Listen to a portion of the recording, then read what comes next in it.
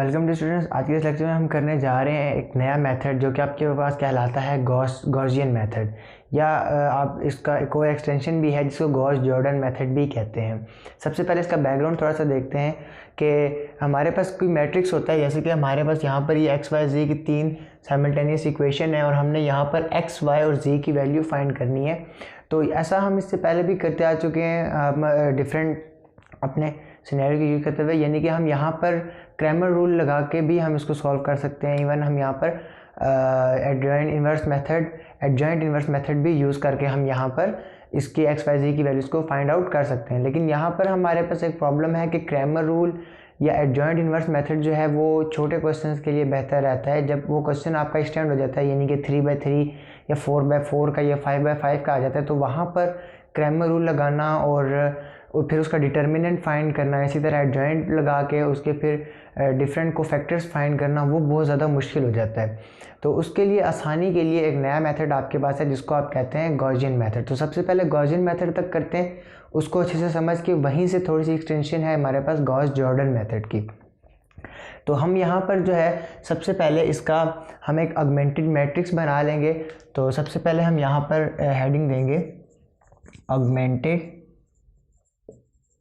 Matrix is.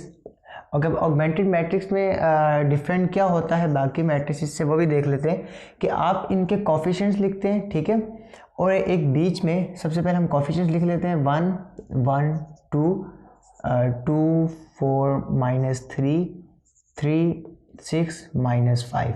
अच्छा, आप इसको यहाँ पर क्लोज नहीं करते, अब यहाँ पर बीच में एक पार्टीशन लगाते हैं, ठीक है, और फिर ये वाले जो कांस्टेंट हैं आप इनको यहाँ पर लिख लेते हैं, ठीक है। तो इसको आप कहते हैं अपना ऑगमेंटेड मैट्रिक्स।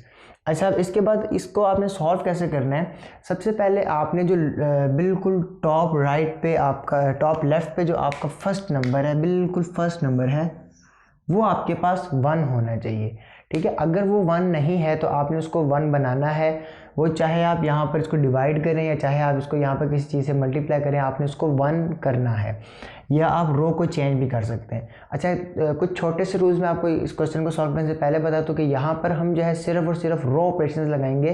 रो ऑपरेशन जैसे आपने एक्विवेलेंट फॉर्म और रिड्यूस एक्विवेलेंट फॉर्म के अंदर किया होगा, तो इसी को ही एक्विवेलेंट रिड्यूस एक्विवेलेंट फॉर्म भी कहते हैं। अच्छा, तो रो ऑपरेशन में सिर्फ आप रो को रो से सॉल्व कर सकते हैं, मतलब आप 1 - 1 नहीं कर सकते, आप 1 - 2 2 - 1, आप सिर्फ रो को रो से ही सॉल्व करेंगे। अच्छा, यहाँ पर हमारे पास जो सबसे फर्स्ट कुछ स्टेप्स हैं, कुछ एल्गोरिदम्स हैं, आप उसको थोड़ा थोड़ा फॉलो करेंगे तो आपका क्वेश्चन आपसे इजीली सॉल्व हो जाएगा। अच्छा, सबसे पहले हमारे पास जो पहली कंडीशन है वो ये है कि हमारे पास जो फर्स्ट नंबर है ये हमारे पास 1 होना चाहिए। अब ये हमारे पास पहले से 1 है, तो अब इसके नीचे मैंने ज़ीरोज़ बनाने हैं। तो इसके नीचे ज़ीरोज़ बनाने हैं, उसके लिए मैं क्या करूँगा कि मैं यहाँ पर रो ऑपरेशन लगाऊंगा। अगर मैं देखूँ कि ये वाला जो नंबर है, अगर ये 1 है, इसको मैं 2 से मल्टीप्लाई करके इसमें से माइनस कर दूँ तो ये 0 हो जाएगा, ऐसा ही है। तो मैं यहाँ पर अपना फर्स्ट जो वैल्यू है इसको मैं लिख लेता हूँ, ठीक है, फर्स्ट रो को लिख लेता हूँ, और मैं यहाँ पर लिख लूँगा रो 2 -2 रो 1 गिव्स अस रो 2 बार, यानी कि रो 2 में चेंजिंग आएगी। तो जो जिसमें आपने सॉल्व करना है उसको आपने पहले रखना है।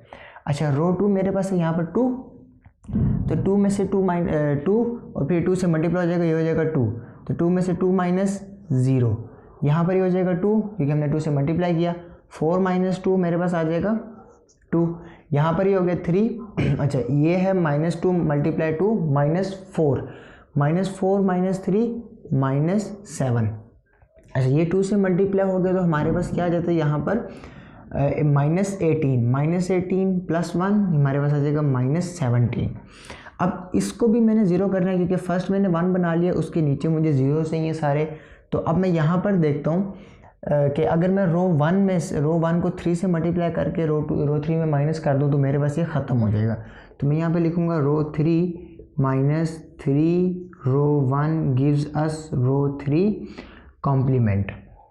ओके, तो अब यहाँ पे हो जाएगा 3 - 3 0, 6 - 3 3 -5 - 6, तो मेरे पास हो जाएगा -11 0 -27, तो -27, ठीक है।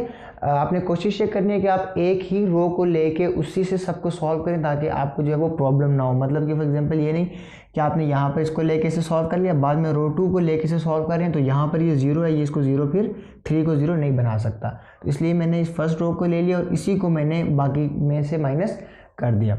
अच्छा, अब जब आपके पास यहाँ पर ये वाली एंटिटी 1 आ जाएगी और इसके नीचे सारे जीरोस आ जाएंगे तो आपका फर्स्ट कॉलम का जो ऑपरेशन है वो कंप्लीट हो जाएगा। फिर इसी तरह आपने मूव ऑन करना है नेक्स्ट के ऊपर। तो यहाँ पर ये था फर्स्ट, अब इसके डायगोनल में नेक्स्ट नंबर ये है। तो अब यहाँ पर ये जो नंबर है इसको मैंने क्या बनाना है, इसको मैंने अपना लीडिंग नंबर बनाना है। ठीक है, इसको मैंने अपना लीडर नंबर बनाना है, इसको मैंने अपना पाइवट नंबर बनाना है। तो इसको जो है वो इसको मैंने करना है 1।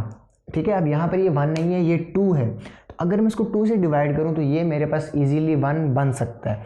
तो सिंपली मैं यहाँ पर करूँगा, अपनी फर्स्ट रो को एज इट इज़ लिख लूँगा। ठीक है, और अच्छा अब यहाँ पर जो है मैं करूँगा 1/2 रो 2 गिव्स अस रो 2 न्यू। यहाँ पर 0 2 से डिवाइड होगा तो 0 ही आएगा, 2 2 से डिवाइड होगा तो 1, इसने 2 से डिवाइड होना है तो -7/2 और इसने 2 से डिवाइड होना है तो -17/2। एंड ये आपके पास एज इट इज़ आ जाएगी यहाँ पर। ओके, तो अब मेरे पास जो मेरा लीडिंग नंबर है, नेक्स्ट लीडिंग नंबर है जो सेकंड रो में सेकंड कॉलम का, वो अब मेरे पास आ गया 1। अब ये मेरे पास 1 आ गया, अब मैंने इसके नीचे 0 बनाना है। अब ये 3 है, अगर मैं इस 1 को 3 से मल्टीप्लाई करके इसमें माइनस कर दूँ तो ये 0 बन जाएगा, बिल्कुल बन सकता है। तो अब इस लीडिंग नंबर के नीचे मैंने 0 बनाने हैं।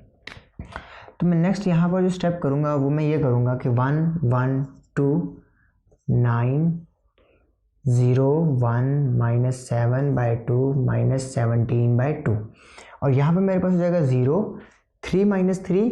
पहले मैं यहाँ पर लिख लेता हूँ रो 3 -3 रो 2 गिव्स अस रो 3 न्यू। अच्छा, इसको मैं 3 से मल्टीप्लाई करूँगा तो ये 0 है, 0 - 0 0 ही आएगा। इसको 3 से मल्टीप्लाई किया तो 3 -3 0। अब आपने इसको 3 से मल्टीप्लाई करना है तो आपके पास क्या आंसर आएगा, मैं यहाँ पर कर लेता हूँ आपके सामने। -3 × -7/2 तो ये मेरे पास हो जाएगा 21/2। अच्छा, ये मेरे पास 21/2 और ये मेरे पास है -11। तो 21, यहाँ पर आप एलसीएम ले लें 2 से मल्टीप्लाई हो जाएगा तो 22, तो ये मेरे पास हो जाएगा 1/2। अब ये मेरे पास यहाँ पर क्या आ गया 1/2, सो -1/2।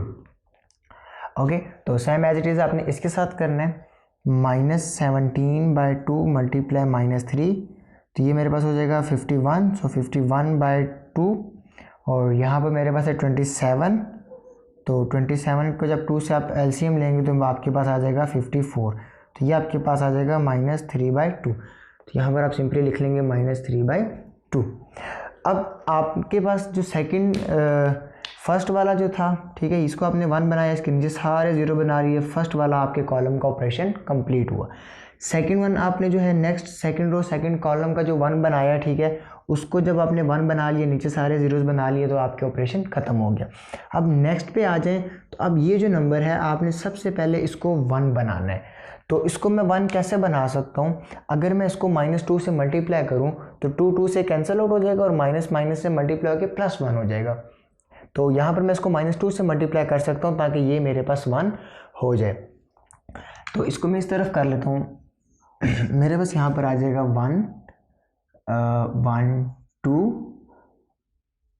और 0 1 -7/2 एंड यहाँ पर मेरे पास हो जाएगा 9 -17/2।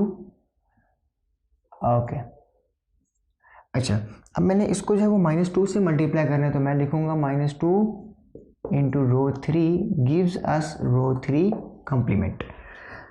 ये -2 से मल्टीप्लाई हुआ 0 0 -2 से मल्टीप्लाई हुआ 0। जब ये -2 से मल्टीप्लाई होगा तो मैं आपको थोड़ा सा डेमो दे देता हूँ। -1/2 मल्टीप्लाई -2 2 से कैंसिल आउट माइनस प्लस, तो ये हो जाएगा +1। तो मैं यहाँ पर सिंपली लिख सकता हूँ +1। सेम इसी तरह ये 2 से कैंसिल आउट तो माइनस प्लस, तो ये हो जाएगा +3।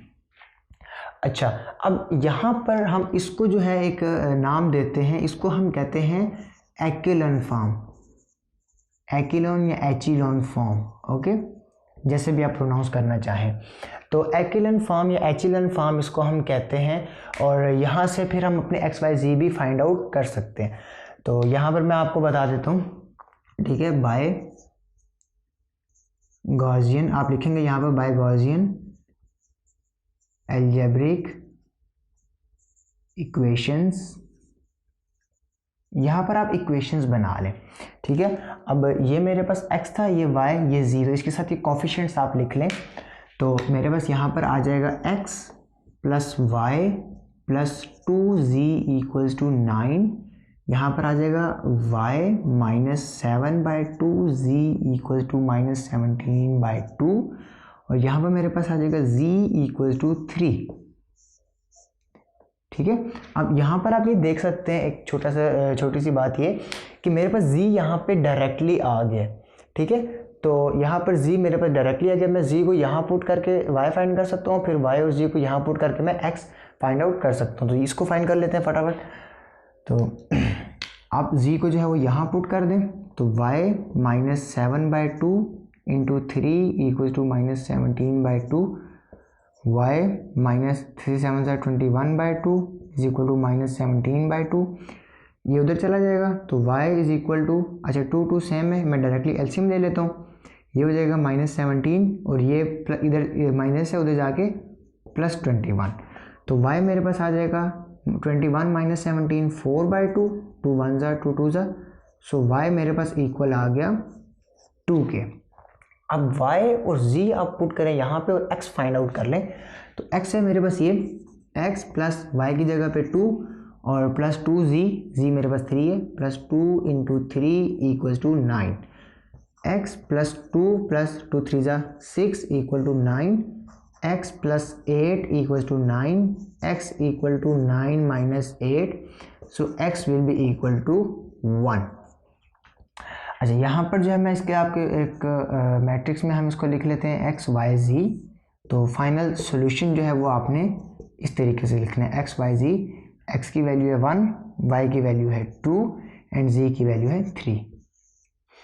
अच्छा ये तो हमारा हो गया फाइनल सॉल्यूशन, किसके थ्रू, ये हमारा फाइनल सॉल्यूशन हो गया बाय गॉसियन अलजेब्रा या गॉसियन मेथड। ये हमने अभी फर्स्ट मेथड किया है, गॉसियन मेथड जिसको आप कहते हैं। तो इसको आपने एक बार अच्छे से समझ लेना है, ठीक है। ये आपका एक स्टेप बाय स्टेप एक थ्योरम था कंप्लीट। अच्छा यहाँ पर जो है अब आपको जब भी कहा जाए कि आप गॉसियन मेथड से सॉल्व करें, या सिंपली जब आपको कहा जाए कि find the values X Y Z, तो आप बजाय कि क्रैमर रूल या दूसरे मेथड्स की तरफ जाएं, आप गॉसियन लगा लें। देखें छोटा क्वेश्चन है और आप जल्दी से फाइंड आउट कर सकते हैं। अच्छा अब अगर आपको बाउंडिंग कर दी जाए कि आप गॉसियन एलिमिनेशन मेथड लगाएं, तो आप इसके जो फर्स्ट लीडिंग नंबर लेंगे और उसके नीचे 0 बनाएंगे, सेकंड लीडिंग नंबर उसके नीचे, थर्ड लीडिंग नंबर उसके नीचे 0, जब तक आप आखिरी डिजिट पे नहीं पहुंच जाते। जैसे कि यहाँ पे ये ख़त्म हो गया, इससे आगे मैं नहीं जा सकता, तो फिर मैंने उसके बाद इसकी अलजेब्रिक इक्वेशंस बना ली और फिर एक्स वाई जी अपने रिक्वायर्ड वेरिएबल्स के सोल्यूशन निकाल के मैंने एक आंसर बना लिया। अब यहाँ से आगे जो हमारा एक नेक्स्ट एक्सटेंशन स्टार्ट होती है वो हमारी होती है जॉर्डन मेथड। गॉस हमने पढ़ लिया, ठीक है, एक्विलिन फॉर्म जिसके हमने नीचे जीरोस बनाए। अब जॉर्डन मेथड में क्या होगा, जॉर्डन मेथड में ऑपोजिट जाएंगे, हम ऊपर जीरोस बनाएंगे।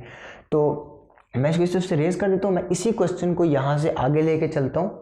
ओके सो अगर यहाँ से मैं इसके बाद आगे जॉर्डन मेथड भी करूँ, तो उसके लिए मैं इसी मैट्रिक्स को, मतलब कि जब मैं यहाँ से पूरा अपना एल्गोरिथम सॉल्व करूँगा, यहाँ पर आने के बाद मैं अलजेब्रिक जो इक्वेशंस की तरफ नहीं जाऊंगा, ठीक है। मैं यहाँ पर आने के बाद, ये मैंने आपके लिए लिखा है कि दोनों का आंसर आपके पास आपने आखिर में मैच करना है, ठीक है। अच्छा यहाँ पर आने के बाद हमने इसके बाद जो है हमने अलजेब्रिक इक्वेशंस की तरफ नहीं जाना, हमने इसके बाद इन लीडिंग नंबर्स के ऊपर जीरोस बनाना शुरू कर देने।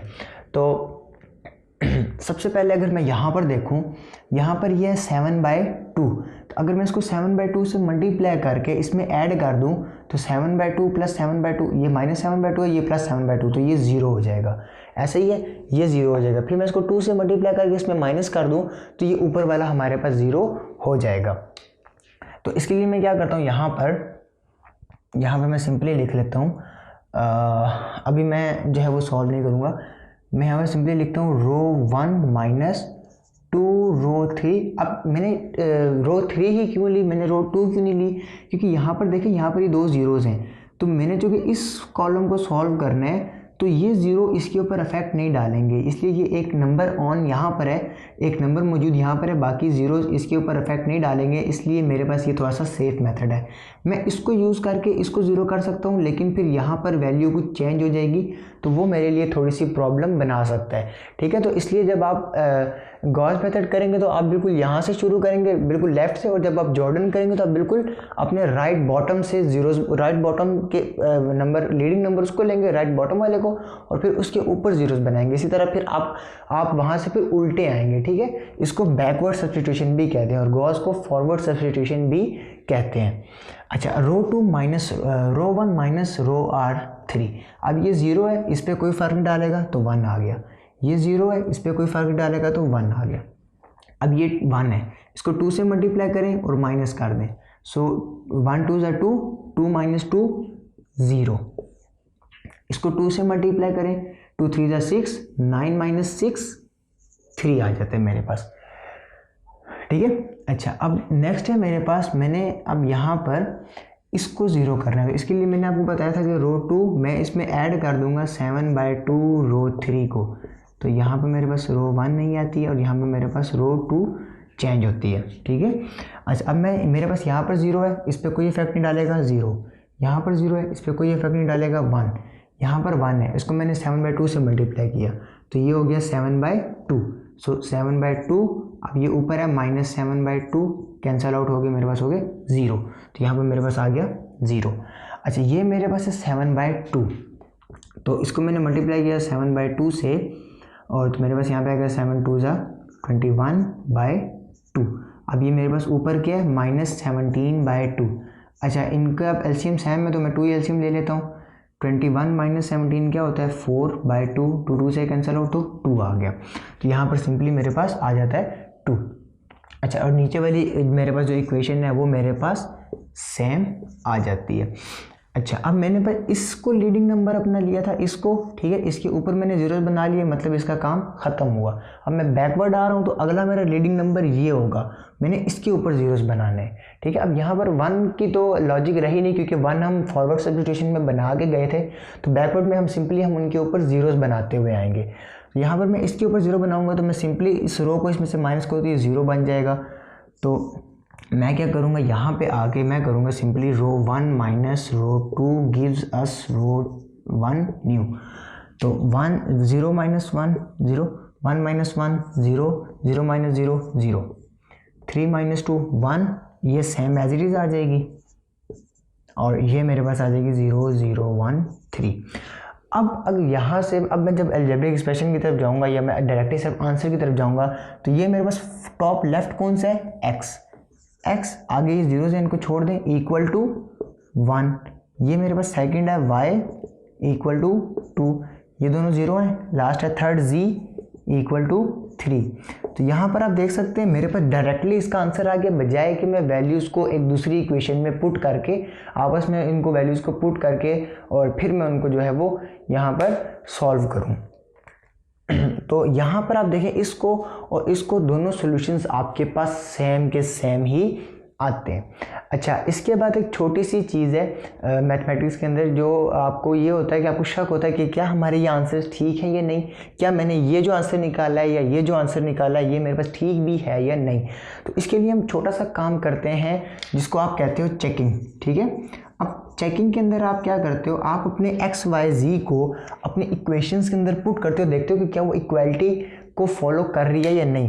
तो सबसे पहले मैं इसको इक्वेशन नंबर 1 में पुट कर देता हूँ। मेरे पास है x1, तो यहाँ पर पुट कर दें 1, y है मेरे पास 2 प्लस 2, यहाँ पर है प्लस 2, z क्या है मेरे पास 3, 2 इंटू 3 इक्वल टू 9, 1 क्या है 1 प्लस 2 प्लस 2 3 6 इक्वल टू 9, ये मेरे पास आ गया 9 इक्वल टू 9, मतलब फर्स्ट इक्वेशन को ये सॉल्व करती है, ठीक है।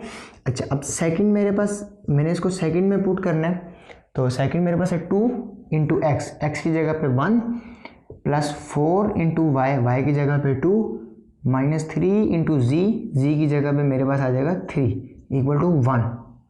अच्छा, 2 1 ज़ा 2 प्लस 4 2 ज़ा 8 माइनस 3 3 ज़ा 9 equal to 1, 2 plus 8 10 minus 9 equal to 1, 1 equal to 1, तो ये मेरे पास सेकंड इक्वेशन को भी सेटिस्फाई करता है। अब मैं थर्ड के ऊपर आ जाता हूँ और थर्ड में मैं अपनी एक्स बाई जी की वैल्यूज पुट करता हूँ। तो मेरे पास है 3 इंटू एक्स यानी कि 3 into 1 plus 6 into 2 minus 5 into 3 equals to 0। Now 3 1 ज़ा 3 प्लस 6 2 ज़ा 12 माइनस 5 3 ज़ा 15 equal to 0। 12 plus 3 15 minus 15 equal to 0, 0 equal to 0। So यहाँ पर इसने 1 2 3 या जितनी भी इक्वेशंस थी उनमें वो जो आंसर के वेरिएबल्स है वो वापस पुट करके हमारे पास सेम आंसर, हमारे पास वो जो है वो इक्वालिटी को प्रूव करती हैं, इक्वेशन को सेटिस्फाई करती हैं। तो फिर हम यहाँ पर कह सकते हैं कि हमारा जो ये आंसर है या हमारा जो ये आंसर है ये हमारा 100% करेक्ट है।